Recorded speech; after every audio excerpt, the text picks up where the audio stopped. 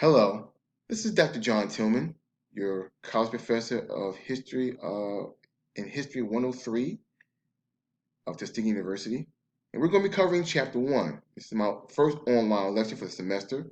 It's a very short online lecture. We'll cover evolution in the Paleolithic era. Part 1, we're going to be dealing with this topic called evolution in the textbook. The first era called Paleolithic, second era is called Neolithic. Today we're going to focus on the Paleolithic, and we'll cover the rest in the classroom. However, one of the questions we have to ask is, does life come out of Africa? And many scholars who talk about the out of Africa theory, what they argue is that life evolved in Africa, the continent of Africa, and that all human beings both have lineage to the continent of Africa throughout the entire world. The first picture you see is a picture of Richard Leakey, an anthropologist. Second picture, of course, is the stage of evolution from primate to man, the orangutan.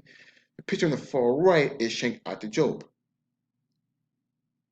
We're going to discover how is it they have come up with the argument that life have come out of Africa and that all human beings, regardless of race, can trace their lineage back to the continent of Africa itself. It must be important to say that particularly historians of African descent, particularly folks such as J.A. Rogers, John Henry Clark, and many others, Ivan Van Sertima, have always concluded that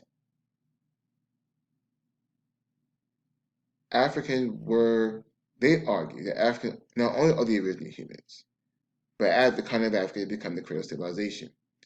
It really becomes culminated into historical research by a man named CHpater Job, a man born in Senegal, on the continent of Africa.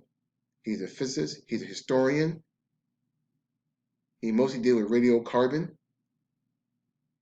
He was the author of a dissertation that really argued that not only were the ancient Egyptians were of African descent, he proved it by actually taking some of the melanin from the ancient Egyptian tombs and studying it in his laboratory. He came to the conclusion at the University of Paris that not only were the Egyptians were black or people of African descent, people who had melanin, darker complexion, but he also argued that other human beings had evolved from black people, people of African descent. He is now today known as the father of Afrocentric thought in history. His findings are widely controversial by other white Eurocentric scholars. Someone tried to view him as racist.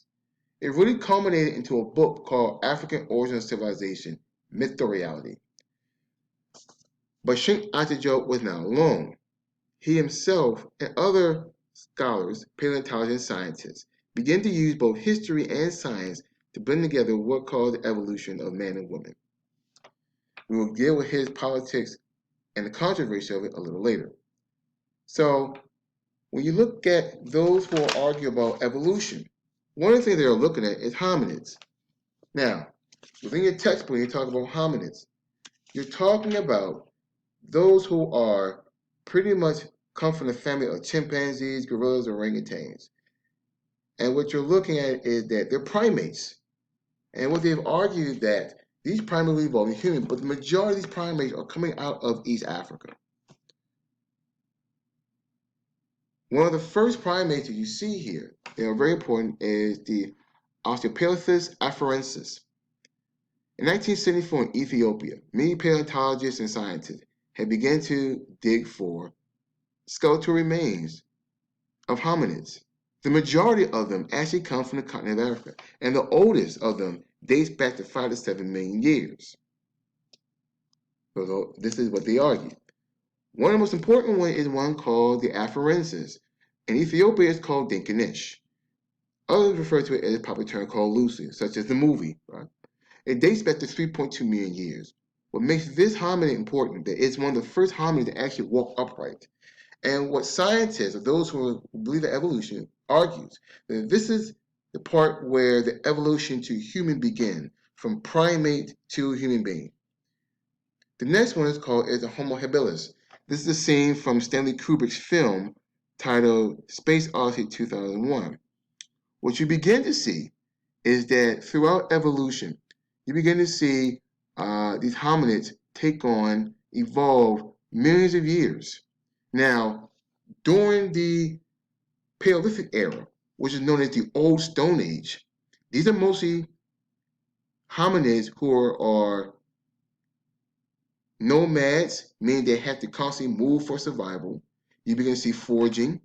They are pretty much hunters and gatherers, different from the Neolithic era, which we'll get into during the online class. But they're hunting and gatherers. They have the ability now to make tools and weapons. They also have the ability now to fight each other.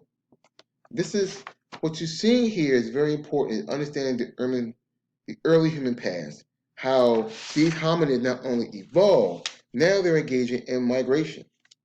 And they're doing it in millions of years. For the Homo habilis, they can sharpen stone pieces, hand axes, various tasks. They have great intelligence. They only do these things, they're great intelligence. Matter of fact, their brains have now become more larger than the Afarensis. Another one is very important that is really tied to anthropologist Richard Leakey. This is called the Turkana boy. In Lake Turkana in Kenya, his research team dug a Homo erectus, which was 1.6 million. They now have computer configurations that can actually tell through the entire skeleton the facial features of the Turkana boy. Of course, when you look at the Turkana boy, you see it looks half monkey, half man, but also you begin to see it's a very dark complexion. So when you look at the Homo erectus is mostly evolving into East Africa. It's called the upright human. It still has larger brain. It can still make tools. It can still make cleavers, axe. But at the same time, it lives in larger groups. And now they are very superior in gathering food and food preparation. Of course, this Homo boy was at least 2 feet tall, 3 feet tall. And it was found by Richard Leakey. Now, many of these artifacts are being found in fossils in Kenya near the Rift Valley. And what Richard Leakey argued, is that the Homo erectus evolved in Africa, and it left Africa 75,000 years ago. And what he's saying is that all human beings can trace their lineage and their humanity back to the continent of Africa, particularly East Africa. Now, this has become very controversial, but he's not the first to say this. Now, what are the arguments that Richard Leakey and CHpater use? This thing called melanin is a organic dark carbon chemical found in your pineal gland. Your pineal gland is located within your forehead of your brain. It dictates your hair, your skin color, and it protects you from ultraviolet rays. All right? Meaning this, melanin determines your skin color and your hair texture, your eye shape, because what evolutionists argue is that you must adapt to your living environment and live there. Meaning this, if you live near the equator, which has lots of sun, which is where Africa is located, you must have large amounts of melanin, meaning that your skin must be dark, your eyes must be shaped a certain way, your nose must be shaped, your lips must have a certain shape, and your hair texture must grow in a certain way in order to survive in that particular area. Those who live outside of the equator must have less amounts, meaning this, and this is a very controversial thing. This is, of course, where the picture of the pineal gland is located. This is very controversial, meaning this. Let's say if you live further into, I would say, Asia, what they will argue is that over millions of years, that to live in certain parts of Asia, your skin texture will have to evolve because the high winds in Asia, in Far East Asia, China, the eyelids will have to evolve into an oval shape in order to survive the winds. Your hair texture has to grow a certain way. Your skin complexion may change a bit. In some areas it's brown, some areas light. But this is what they're arguing as you migrate out. And when you watch the documentary, The Genetic Eve, you'll get a better understanding. Now, this, of course, during the Ice Age, the Paleolithic area, then you had the Ice Age. You begin to see people move out of the continent of Africa. This is what they argue. And then they begin to populate other areas of the world. Now, there's many who believe in Pangea. Pangea means that, hey, look, many people were already there in Africa, already there in Europe, already there in North and South America. No one ever had to migrate anywhere. What's also funny is this, is that, many people that under Pangea, the world was all together until it broke up. That's what separated people. There are many of those who argue that, look, people who are Africans are still the indigenous people and were there first, and they were all together in the Pangea.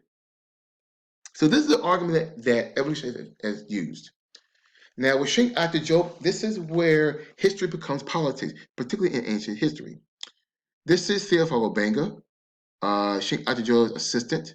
In 1974, UNESCO had a symposium called The People of Ancient Egypt Debate.